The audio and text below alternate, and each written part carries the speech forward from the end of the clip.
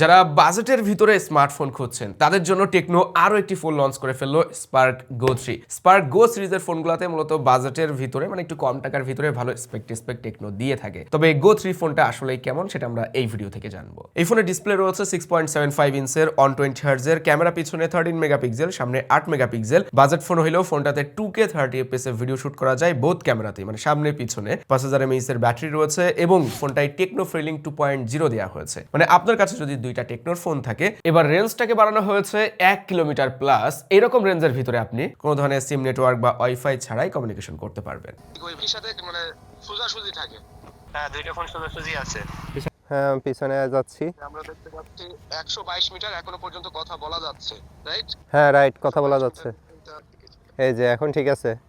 হ্যাঁ, এখন ঠিক আছে, ক্লিয়ার আছে। ওকে, আমরা 157 মিটার দূরে আছি, বলা যায় যে 160 মিটার দূরে আছে, এখন পর্যন্ত কথা শোনা যাচ্ছে। ফোনটি 3টি কালারে পাবেন। আমাদের কাছে সবসময় কালামানিকটাই জুটে, মানে ইঙ্ক ব্ল্যাক এটার নাম। আরো দুইটা কালার রয়েছে, Aurora purple and titanium grey, যার ভিতরে টাইটানিয়াম গ্রে কালারটাই আমার কাছে দেখতে বেশি ভালো লাগছিল। রেয়ারের ডিজাইনটা দেখে কি মনে হচ্ছে? হ্যাঁ, মিল রয়েছে কিছুটা, মানে দুইটা ফোন মিলে মনে হচ্ছে একটা ডিজাইন করা হয়েছে। আমরা রেয়ার প্যানেলটা ম্যাট ফিনিশিং এর পাচ্ছি। এখানে আলো টালো পড়লে বেশ শাইনি রিফ্লেকশন পাওয়া যায়, তবে উপরের এই জায়গাটায় কিছুটা লাইট কালার দেওয়া হয়েছে, যে কারণে ক্যামেরা বাম সহ এই জায়গাটা দেখতে কিছুটা ভিন্ন লাগছে। খারাপ না, ডিজাইনটা কিন্তু সুন্দর আছে। বক্সের ভিতরে সফট সিলিকন কেস দেওয়া হয়েছে, যেটা বেশ ভালো কোয়ালিটির। পিছনের দিকে টেক্সচার রয়েছে, যে কারণে হাতের ভিতরে গ্রিপ পাওয়া যায় এবং এটা ফোনের সাথে লাগানোর পরেও দেখতে প্রিমিয়াম লাগছে, মানে খুব একটা বাল্কি ফিল দেয় না আর কি। আর 50 ওয়াটের চার্জার দেওয়া হয়েছে, A2C কেবলও আছে। স্পেক শুনে তো বেশ ভালোই মনে হচ্ছে, তবে প্রাইসটা কেমন? এই ফোন দুইটা ভেরিয়েন্টে পাওয়া যাচ্ছে, 464GB 12,999 টাকা এবং 4128GB 14,499 টাকা। বাজেট ফোন হলেও এখানে আমরা IP64 এর রেটিং পাচ্ছি, তার মানে হালকা ছিটে ফোটা পানি ওইগুলাও সহ্য করতে পারবে, আবার কেউ পানির ভিতরে দিয়েন না ভাই। আর বডিতে 1.2 মিটার ড্রপ রেজিস্ট্যান্স রয়েছে, তার মানে ডিউরেবল। এখন আমরা তো আর ফোন এইভাবে কেউ হাত থেকে ইচ্ছা করে ফেলবো না, তারপরেও এরকম রেটিং থাকলে হয় কি বোঝা যায় যে ব্র্যান্ড যথেষ্ট ডিউরেবিলিটির দিকে নজরটা দিয়েছে। রেয়ার প্যানেল বডি প্লাস্টিকের এবং আমরা লেফট সাইডে সিম স্লট পাচ্ছি, যেখানে দুইটা ন্যানো সিম কার্ড, একটা SD কার্ডও ব্যবহার করা যাবে। টপে মেইন স্পিকারটা দেওয়া হয়েছে, তার মানে ডুয়েল স্পিকারস নাই, কিন্তু আমরা সবসময় বটম প্যানেলে মেইন স্পিকার দেখে অভ্যস্ত। এবার দেখলাম টপে স্পিকারটা দেওয়া হয়েছে। সাউন্ড কোয়ালিটি লাউড আছে, ক্লিয়ার লাগছিল, বেশ ভালোই লাউড সাউন্ড এখান থেকে পেয়েছি। তবে দুইটা স্পিকার থাকা দরকার ছিল, যেহেতু 15,000 টাকার ফোন। এখন কিন্তু দেয় অনেক বাজেট ফোনে দুইটা স্পিকার আমরা দেখি। আচ্ছা, রাইটে সাইড মাউন্টেড ফিঙ্গারপ্রিন্ট আছে, এটা ফাস্ট রেসপন্সিভ মনে হচ্ছিল। বটম প্যানেলে 3.5mm অডিও পোর্টটাও আমরা পেয়ে যাচ্ছি। গতবারের গো 2 থেকেও এর ডিসপ্লে সাইজটা কিছুটা বড় করা হয়েছে, 6.75 ইঞ্চের, যে কারণে ফোনের সাইজটা বড় হয়েছে। তবে সেটা লম্বার দিক থেকে অত বেশি চওড়া না, তাই এক হাতে ধরতে কমফোর্টেবল লাগছিল। চওড়া হলে এক হাতে ধরতে অত বেশি ভালো লাগে না। আর ক্যামেরা মডিউলটা দেখলে মনে হচ্ছে দুইটা ক্যামেরা, বাট এখানে ক্যামেরা আছে একটাই, আরেকটাতে রয়েছে আয়ার সেন্সর, যেটা দিয়ে আপনি ওই টিভি, এসি, ফ্রিজ এইগুলা কন্ট্রোল করতে পারবেন, মানে রিমোট রয়েছে আর কি, আয়ার রিমোট। মোটামুটি হাতে ধরে বা দেখে ডিজাইন পার্টে যেটা মনে হচ্ছে, ফোনটা দেখতে যথেষ্ট সুন্দর। আপনি কখনোই ফিল করতে পারবেন না যে একটা বাজেট ফোন হাতে নিয়েছেন, ওইরকম ফিলও দিচ্ছিল না, মানে চিপ ফিল দেয় না, একেবারে সলিড লাগছিল এবং সেই সাথে ডিউরেবলও বটে। চলেন এবার দেখে আসি টেকনো এই ফোনের ডিসপ্লে কেমন করলো। 6.75 ইঞ্চের বড় সাইজের ডিসপ্লে, আগের মতো 120 হার্টজ রয়েছে। এটা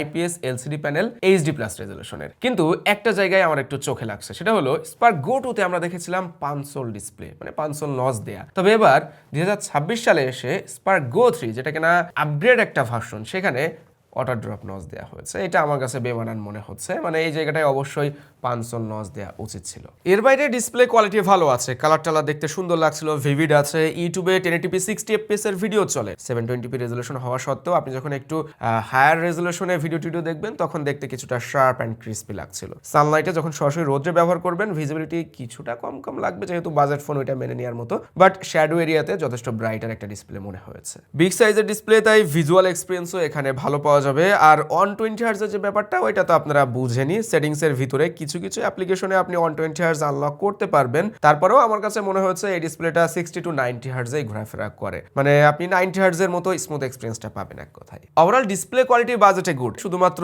ওই একটা জায়গায় ওয়াটার ড্রপ নচ, এটা যদি মেনে নিতে পারেন তাহলে এই ডিসপ্লে নিয়ে আসলে হ্যাপি থাকার মতোই। পিছনে 13 মেগাপিক্সেল ক্যামেরা, সামনে 8 megapixel selfie camera. As usual আমরা এরকম বাজেটে যেমন ছবি দেখে অভ্যস্ত, ঠিক ওই রকমই ইমেজ কোয়ালিটি পাচ্ছিলাম। তবে এজ ডিটেকশন বেশ ভালো লেগেছে আমার কাছে, মানে অনেক ভালো ফোনেও এখনকার এখনকার সময় এসে এরকম এজ ডিটেক্ট দেখা যায় না, যেটা এই ফোনটা দেখিয়েছে। না, ব্লার অত বেশি ন্যাচারাল মনে হয় না, বাট পারফেক্টলি এজ ডিটেক্ট করতে পারে। আপনার হেয়ার এরিয়া, বডি এরিয়া, সব জায়গাগুলোতে খুব সুন্দরভাবে এজ ডিটেক্ট করতে পারছিল। অ্যান্ড ডেপথ অফ ফিল্ড, মানে ব্যাকগ্রাউন্ডের কোন জায়গাটা কতটুকু ব্লার করতে হবে, ওইটাও বেশ ভালোভাবে বুঝতে পারছিল। 13 মেগাপিক্সেল হিসাবে ক্যামেরার মান একেবারে খারাপ বলা যাচ্ছে না। বিশেষ করে পোর্ট্রেট মোডে দুইটা ফোকাল লেন্থে দেখলাম ছবি তোলা যায় 26mm অ্যান্ড 52mm। 52mm যখন ক্লোজ শটে ছবি তোলা হচ্ছিল, যেহেতু মেগাপিক্সেলটা কম, আলোটালো কম থাকলে কিছুটা শার্পনেস অ্যান্ড ডিটেলসের ঘাটতি থাকেই। ল্যান্ডস্কেপ ছবিতে এসে দেখলাম কিছুটা বুস্টেড টাইপের কালার পাওয়া যায়। এক্সপোজার না অত ভালোভাবে ব্যালেন্স করতে পারে না, কিন্তু সত্য হলো আপনারা ছবিগুলা যারা দেখছেন স্ক্রিনে তারাই হয়তো বুঝতে পারবেন যে 13 মেগাপিক্সেল ক্যামেরা আর এইরকম বাজেটের ফোন হিসাবে এর ক্যামেরার কোয়ালিটি খারাপ মনে হয়নি আমার কাছে। Selfie camera 8 megapixel 26mm focal লেন্থে সেলফি তোলা যায়। এই জায়গাটাও দেখলাম স্কিন টোন সুন্দর লাগছে। শুধুমাত্র আপনি যখন একটা ছবি জুম করবেন না, জুম করে দেখলে বুঝতে পারবেন একটু শার্পনেসের ঘাটতি রয়েছে। তার বাইরে 8 মেগাপিক্সেল হিসাবে এই ছবিগুলোও খারাপ না, মানে কালারগুলোকে খুব সুন্দরভাবে ব্যালেন্স করতে পারে, ন্যাচারাল একটা টোন পাওয়া যায়। ওভারঅল সেলফি ক্যামেরার কোয়ালিটিও গুড। বোথ ক্যামেরাতে 2K 30 fps এর ভিডিও শুট করা যায়। আমি শুরুতে এই জিনিসটা দেখে অবাক হয়েছিলাম যে এইরকম বাজেট ফোনে 2K রেজোলিউশনে শুট করা যাচ্ছে। অ্যান্ড 2K থাকাতে কিন্তু কিছুটা শার্পনেস ডিটেলস ভালো পাবেন, বিশেষ করে যারা ভিডিও কলে কথা বলবেন তারাও একটু রেজোলিউশন ভালো পাবেন। সব মিলিয়ে ভিডিওর কোয়ালিটি একেবারেই খারাপ না, শুধু হাতটাকে একটু ক্লোজে ধরলে মনে হচ্ছে ক্রপ ভিউ।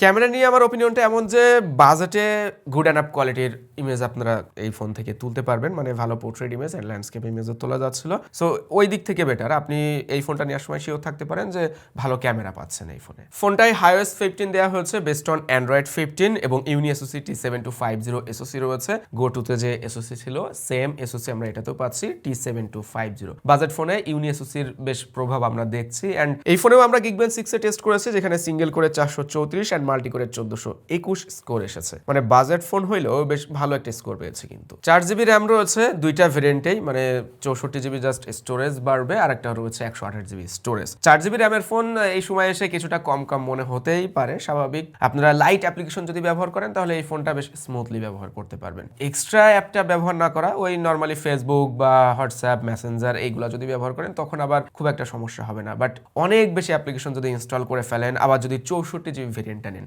এই সকল বাজেট ফোনের সমস্যা হয় কি, আপনি যদি স্টোরেজ কম নেন অ্যান্ড ওখানে যদি অনেক বেশি ফাইলস অ্যান্ড অ্যাপ্লিকেশন ইনস্টল করেন, স্টোরেজের উপরে যদি প্রেশারটা পড়ে তখন কিন্তু ফোনটা স্লো হয়। সো সবসময় চেষ্টা করবেন স্টোরেজ খালি রাখার। আমরা 3-4টা অ্যাপ্লিকেশন ব্যবহার করেছি, ফেসবুক ব্যবহার করা, হোয়াটসঅ্যাপ, মেসেঞ্জার, মানে লাইট অ্যাপ্লিকেশন ব্যবহার করা, এগুলো ব্যবহার করে দেখলাম এমনিতেই রেসপন্স রেটটা ভালো আছে। অ্যাপ ওপেনিং ক্লোজিং টাইমও ফাস্ট মনে হয়েছে। মাল্টিটাস্কিং বলতে 4-5টা অ্যাপ্লিকেশন, লাইট অ্যাপ্লিকেশন, এগুলো দিয়ে আপনি করতে পারবেন। এক কথায় ফোনের পারফরমেন্সটা এমন যে আপনি সেকেন্ডারি ডিভাইস হিসাবে একটা ফোন নিতে চাচ্ছেন লাইট ইউজেজের জন্য, খুব ভারী অ্যাপ্লিকেশন আপনার ব্যবহারের প্রয়োজনই হবে না। সোশ্যাল মিডিয়া অ্যাপ্লিকেশন ব্যবহার করা, কন্টেন্ট এক্সপেরিয়েন্স করা, ছবি টবি তোলা, এই সকল ক্ষেত্রে কিন্তু এই ফোনের পারফরমেন্সটা ওকে আছে। টেকনো কিন্তু এই ফোনটাতে বেশ কিছু এআইও ইনক্লুড করছে। ডিপসিক R1 ইন্টিগ্রেট করা হয়েছে। আপনি যদি পাওয়ার বাটন প্রেস করেন দেন ডিপসিক R1 ওপেন হবে। আপনি এখানে যে কোনো কমান্ড করতে পারেন। কোনো ইমেজ এডিট করার প্রয়োজন হলে সেটাও করে দিতে পারে, ইরেজ করে দিতে পারে অ্যান্ড ইমেজ এক্সটেন্ডও করে দিতে পারে। মানে এআই এর বেশ কিছু ফিচার এক কথা এটাতে রয়েছে। পাশাপাশি ওয়েব সামারি থাকছে, এআই রাইটিং থাকছে, হাই ট্রান্সলেটের মতো টেকনোর যে স্পেশাল এআই ফিচারগুলো সেগুলোও থাকছে। মোটামুটি ফোনটা সম্পর্কে আপনারা সবই জেনেছেন। এবার চলেন দেখি ব্যাটারিতে কি অবস্থা।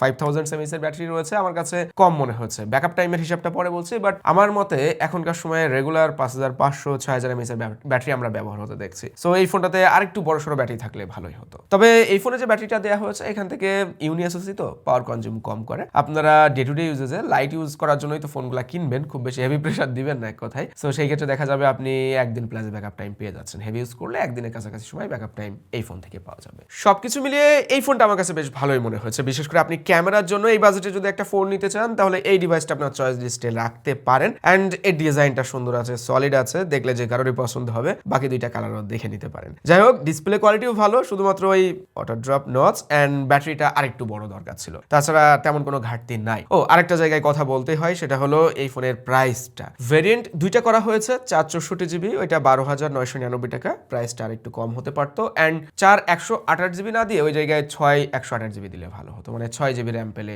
আরো ভালো হতো, পারফরমেন্সটা একটু বেটার পেতাম আমরা। তবে আপনার কাছে স্পার্ক গো 3 ফোনটা কেমন মনে হয়েছে অবশ্যই কমেন্ট করে জানাতে পারেন। সবাই ভালো থাকবেন, সুস্থ থাকবেন, আল্লাহ হাফেজ।